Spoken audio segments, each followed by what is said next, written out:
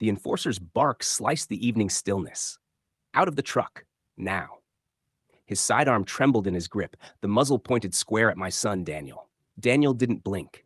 His gaze stayed steady, cold, unreadable, the look of a man who'd seen combat. My chest, though, felt like it might explode.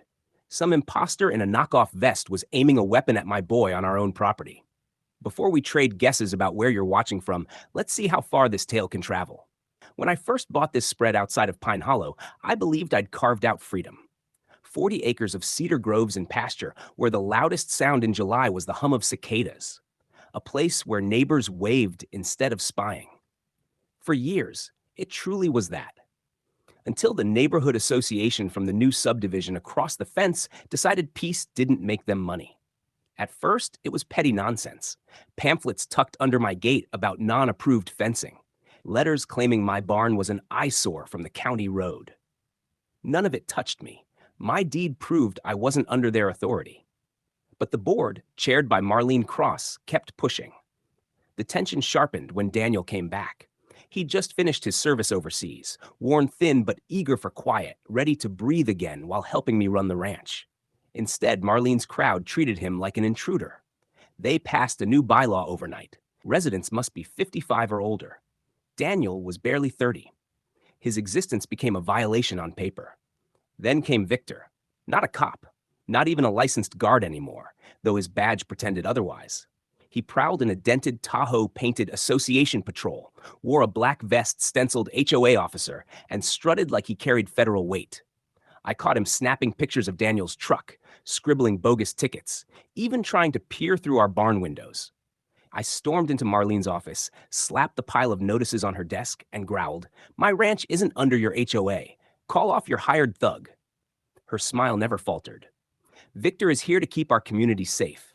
If your son creates disruption, we're within our rights to act." My jaw locked tight. "You don't have authority here. Not over me, not over him." She leaned forward, voice dropping like she was letting me in on a secret. "Maybe not on paper, but perception is power. And right now, everyone sees your son as someone who doesn't belong." That was the moment I realized this wasn't incompetence. This wasn't random. They were singling out Daniel because he didn't fit their polished fantasy of community. And Marlene had turned Victor loose to do her dirty work. For weeks, it built like a storm. Daniel caught Victor tailing him on the county highway, blocking the gate, muttering about rules that didn't exist. I warned my son to stay calm. He just gave that quiet veteran's grin and said, "Dad, I've seen worse than wannabes with badges." But Victor didn't stop. He escalated. And then the day came when he marched onto my gravel drive, gun in hand, shouting at Daniel like he owned the place. That was the day everything cracked open. The morning had started ordinary. Daniel rolled in from hauling hay, shirt streaked with dust, cap pulled low against the sun. I was bent over tightening hinges on the barn door when the crunch of tires pulled my head up. Victor's Tahoe rattled to a halt halfway down the drive, dust curling behind it. He climbed out with that fake swagger, palm hovering near his holster. His vest screamed in block letters, "Association Enforcer." Daniel climbed down from his truck, swiping sweat from his forehead. That's when Victor's pistol shot up, leveled straight at my boy's chest. "Out of the truck! Now!" Victor barked, too loud, too eager. Daniel froze, not in fear, but in calculation. I saw the soldier in him, that same unshakable calm he carried back from deployment. He lifted his hands slowly, deliberately, eyes locked on Victor's. My stomach knotted. "Victor, put the damn gun down," I yelled, striding forward. He ignored me. "This man is a violation. He's not allowed on this property. He's a danger to the community. I'm detaining him under association authority." Association authority? My blood boiled. That doesn't exist. State Penal Code 37.11 makes it crystal clear. Impersonating an officer is a felony. You just crossed the line. Daniel's voice cut through, steady as granite. "You don't want to do this, Victor," Victor sneered. "You think I'm scared of you? Rules are rules. Hotheads like you don't belong here." Daniel tilted his head, that half smile flashing. "Buddy, I've had real guns pointed at me by people who actually knew how to shoot. You're shaking." And he was. Hands trembling just enough for me to see.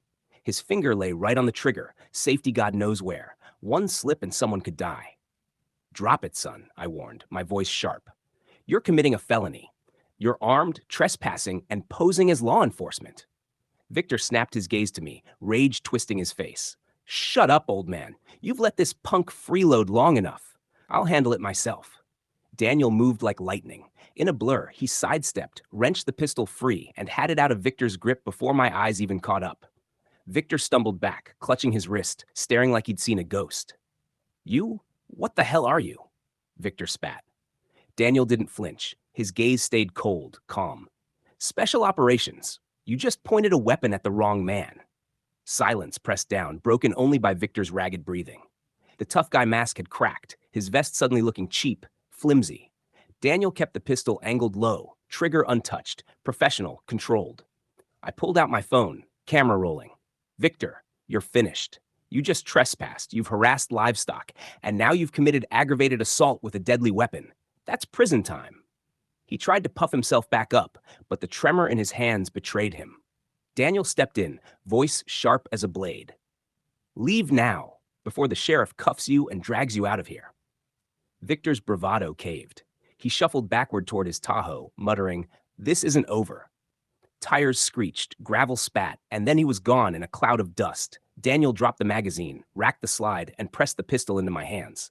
Dad, that man's dangerous. He's not going to stop. I nodded, my chest tight.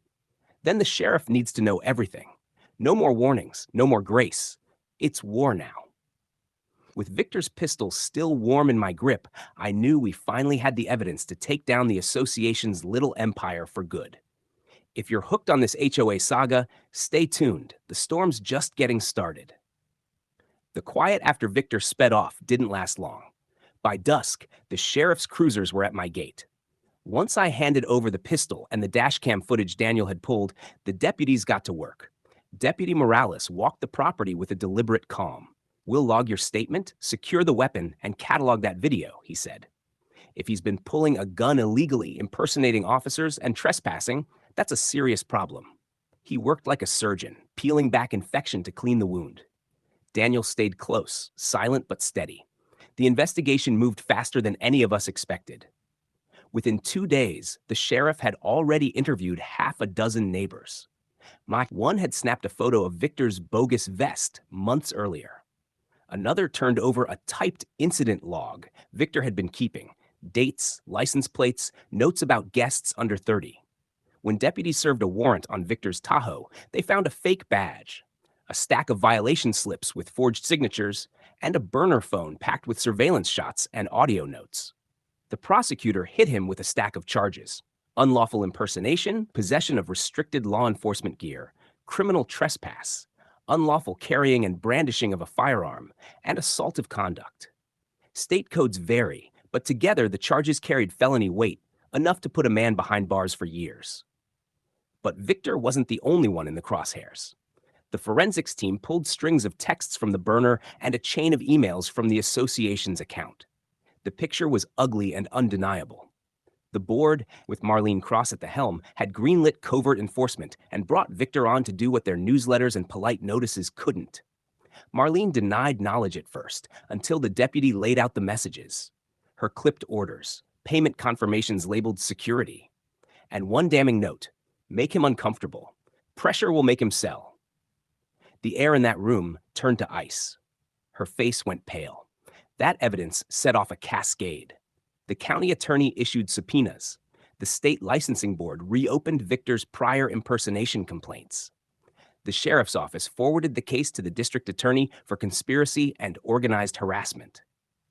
Neighbors who'd been too frightened to speak stepped up, handing over illegal notices, photos of spray-painted marks, and stories of intimidation. One family produced a recorded voicemail from Marlene herself, warning that their non-conforming teenage son would be targeted unless they complied. Civil lawyers piled in. A class action landed on the board for harassment, emotional distress, and abuse of authority. I filed my own claim: assault with a deadly weapon, trespass, and punitive damages. The association's insurer tried to wriggle out, but once proof surfaced of their coordination with an unlicensed security agent, the company chose to settle to limit their losses. The fallout was swift. Victor pled guilty to impersonation and unlawful brandishing. He took a multi-year suspended sentence, probation, and restitution payments to several plaintiffs. Marlene and two other board members faced conspiracy and intimidation charges. Some cut deals, others were indicted. The county stripped the HOA of its enforcement privileges, froze their accounts, and a judge placed the association under temporary receivership pending a full audit. In civil court, the plaintiffs won a settlement in the high six figures, covering damages, attorney fees, and penalties meant to ensure this never happened again in Pine Hollow.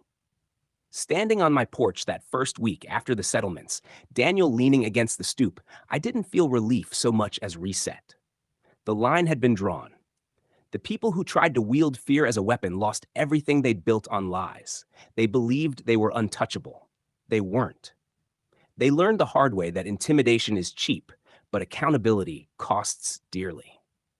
So what do you think, folks? Did the so-called HOA cop get what was coming?